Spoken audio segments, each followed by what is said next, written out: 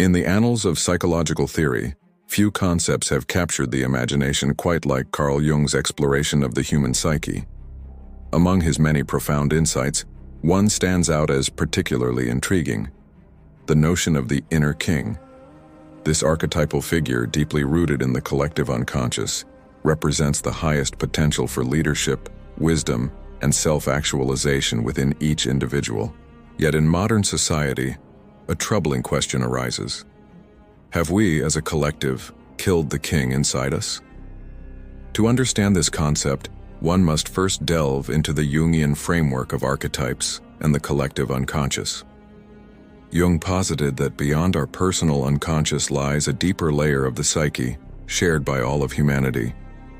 This collective unconscious is populated by archetypes, universal, primordial images that shape our experiences and behaviors. The king archetype, in particular, embodies the qualities of sovereignty, order, and benevolent authority. The inner king, when fully realized, manifests as a sense of personal sovereignty and the ability to lead one's life with purpose and integrity. It is the part of the psyche that can make decisions for the greater good, balance competing interests, and guide one's actions with wisdom and foresight. In essence, it is the highest expression of the self, capable of integrating all aspects of the personality into a harmonious whole. However, the modern world presents numerous challenges to the cultivation and expression of this inner king. The rapid pace of technological advancement, the erosion of traditional social structures, and the increasing complexity of global issues have created an environment where many individuals feel powerless and disconnected from their innate potential for leadership and self-governance. One of the primary ways in which the inner king is diminished is through the abdication of personal responsibility. In a society that often emphasizes external validation and instant gratification, there is a tendency to look outside oneself for direction and meaning. This reliance on external authority figures, be they political leaders, celebrities, or social media influencers, can lead to a gradual atrophy of one's inner sovereign.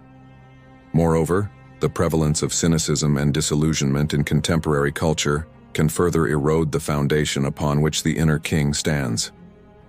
When individuals lose faith in the possibility of positive change or the value of their own contributions, they may unconsciously suppress or even actively reject the part of themselves capable of effecting meaningful transformation. The consequences of this collective regicide are far-reaching. On a personal level, the death of the inner king can manifest as a lack of direction, an inability to make decisions, or a pervasive sense of powerlessness in the face of life's challenges.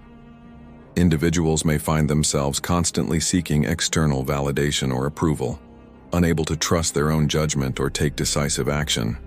On a societal level, the implications are equally profound. A population of individuals disconnected from their inner sovereignty is more susceptible to manipulation and control. This can lead to the rise of authoritarian systems, as people project their need for leadership onto external figures rather than cultivating it within themselves.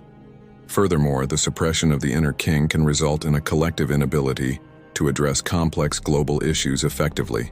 The wisdom, foresight, and capacity for balanced decision-making embodied by the king archetype are precisely the qualities needed to navigate the challenges of the 21st century. Without access to this inner resource, societies may find themselves paralyzed in the face of climate change, economic inequality, and geopolitical tensions. However, all is not lost.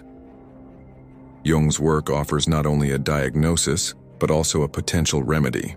The process of individuation, the journey towards psychological wholeness and self-realization, provides a path for reconnecting with and revitalizing the inner king. This journey begins with self-awareness. By cultivating a deep understanding of one's own psyche, including both its light and shadow aspects, individuals can begin to recognize and integrate the various archetypes that shape their experiences.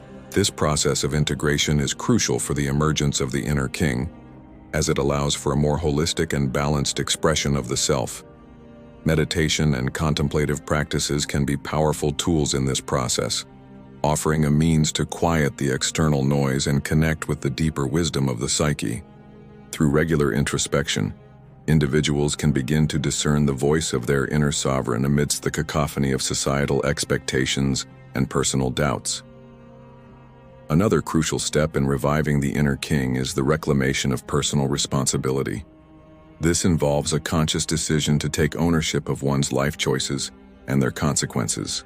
By recognizing that true power lies in the ability to shape one's own reality, individuals can begin to cultivate the qualities of leadership and self-governance associated with the king archetype. Education and the pursuit of knowledge also play a vital role in this process. The inner king thrives on wisdom and understanding. By engaging with diverse perspectives, studying history, philosophy, and the sciences, individuals can develop the breadth of knowledge necessary to make informed decisions and lead with integrity. It is also important to recognize that the revival of the inner king is not a solitary endeavor.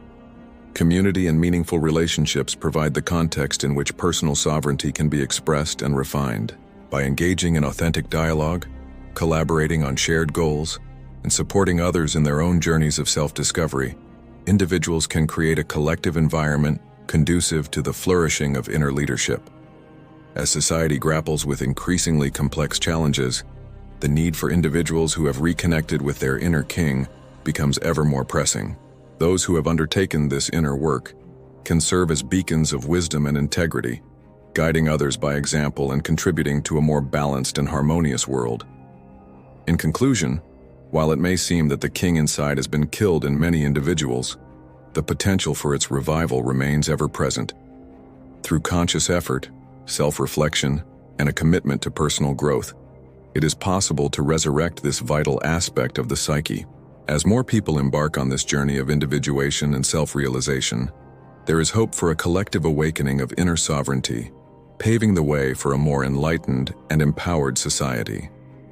The question, "Have you killed the king inside you?"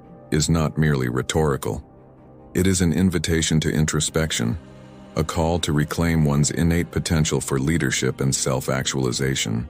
In answering this question honestly and taking steps to nurture the inner sovereign, individuals can contribute to a profound transformation, not only of themselves but of the world around them.